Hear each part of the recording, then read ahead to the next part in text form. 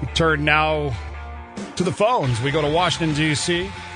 to Congressman Jeff Denham. Congressman, what's the latest? Well, we're still trying to obviously solve this budget crisis. This is a budget crisis. We have not seen a budget come out of the federal government in the last 5 years under this president, even when Democrats had control of both houses. So what that leaves us with is a continuous resolution, which means we have to do a short-term funding bill every time this expires. The Senate is not taking up our budget.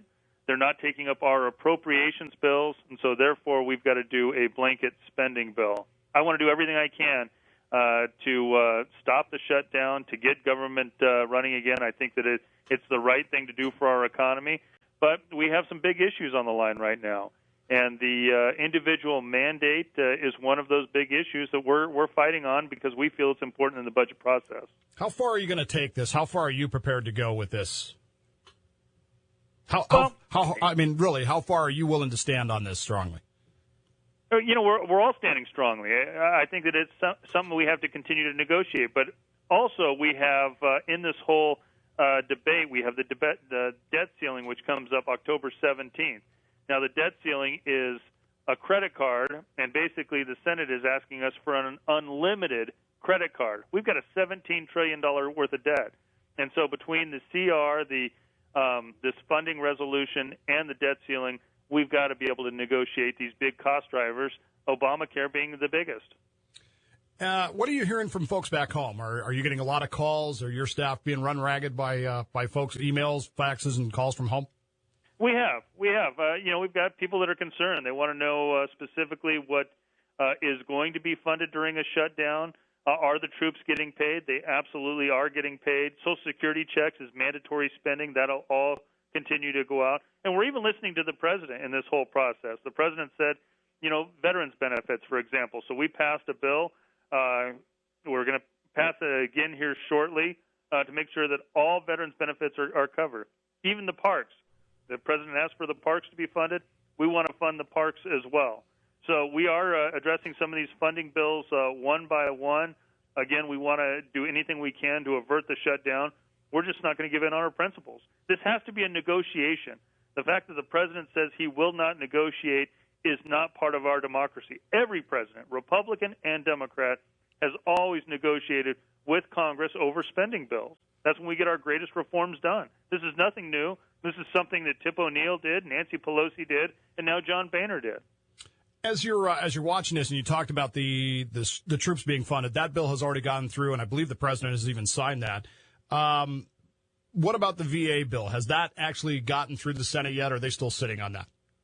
No, that actually got voted down by the Democrats last night. We're bringing it back up here in an hour, but we expect it to pass. We're going to send that over to the Senate. Most VA benefits are paid. The VA is paid during mandatory spending as well, but there are a few of the VA bills that aren't, and we want to make sure. We want to leave no doubt for the American public where our priorities are, that the troops get funded, that our veterans that have served proudly for our freedoms, that they get funded, and we're moving those bills forward. We're also addressing our reserve and our guard component to make sure there's no doubt that they're going to get paid. Do you think that the Senate will actually go along with that? They seem pretty firm that they don't want to. I think they're going to be forced to deal with some of these bills. I think the public pressure on them, just as it is on us, is too great to just ignore what the House is sending over. And these bills are going to pass with a huge number of Democrats, bipartisan support out of the House. We expect the Senate to act. What do you expect to come out of the meeting today with the congressional leaders? Has the caucus given you any information about what's going to happen at this meeting?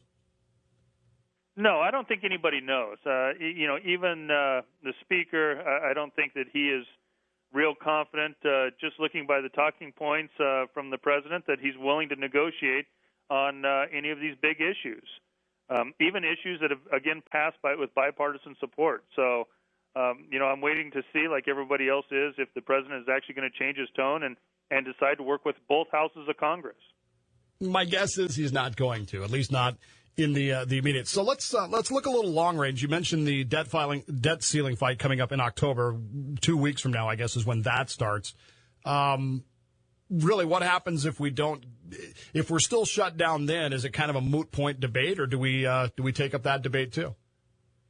No, the two debates, they're both over funding. One's over our credit. The other one is over future funding. So we would take both of them up at the same time. We were originally supposed to hit the debt ceiling before we got into this funding bill, but it's been stuck miraculously at $16,999,999,000. It's been amazing. It's like 90 days. It hasn't moved. I don't know how that's possible. I don't know how it's possible either. It seems like somebody is certainly shifting dollars around somewhere. Maybe the clock broke and we don't know. Your bill, now I know that Harry Reid is pushing to only do the CR through November 15th. I presume that's because he doesn't want to spend Christmas vacation arguing about it again. You guys in the House are pushing for December 15th. Regardless of whichever one of those two ends up being the compromise, are we just turning around doing this again in 60 or 90 days? Yes, depending on what the final outcome of this is. I mean, certainly it's because the two debates between the debt ceiling and the funding bill are tied together. So if we're able to come to some type of grand bargain on both, hopefully we would have funding and the stability on both our credit and our funding levels for the next year. But so far, they've been unwilling to negotiate on it. What's the most frustrating part of this for you personally? What's driving you nuts today in Washington? The fact that there isn't any negotiation. For the Senate to put out there that they want an unlimited credit card, when the president came out 5 years ago and said $9 trillion was un-American, well, $17 trillion is even double un-American. So to actually ask for an unlimited credit card is no negotiation at all. It's frustrating to me to see the two parties, the two houses, and especially the commander-in-chief not negotiating on anything. It's a standstill, and that's frustrating. It's frustrating for me, for our community, for the American public. We've got to solve this, and it's going to take both parties working together to get it done. I'm sure you'll understand the cynicism of a lot of American people and a lot of our listeners here today who hear this. We see this same dance out of Washington every few months, and it seems like there's a lot of talk about cutting spending. There's a lot of talk about the need to cut back, the need to cut deficits, but nothing ever really happens about it. Well, why should anybody believe that it's going to be different ever, let alone this time? Well, we've been pretty aggressive. We've made the largest cuts in our nation's history. Unfortunately, we're seeing the greatest spending escalate with the Affordable Care Act and some of these huge cost drivers that are driving our budget out of control. So even though we've made huge cuts in discretionary spending, including sequestration, which was the president's idea, we are still in a situation where you're seeing spending grow out of control. So we are making cuts. Many areas are receiving cuts that are going to be unsustainable long term. But, it's going to be up to a negotiation to get the long-term cost drivers fixed, which is why we need a budget. Presidents have always had budgets. They've always worked with Congress to get budgets.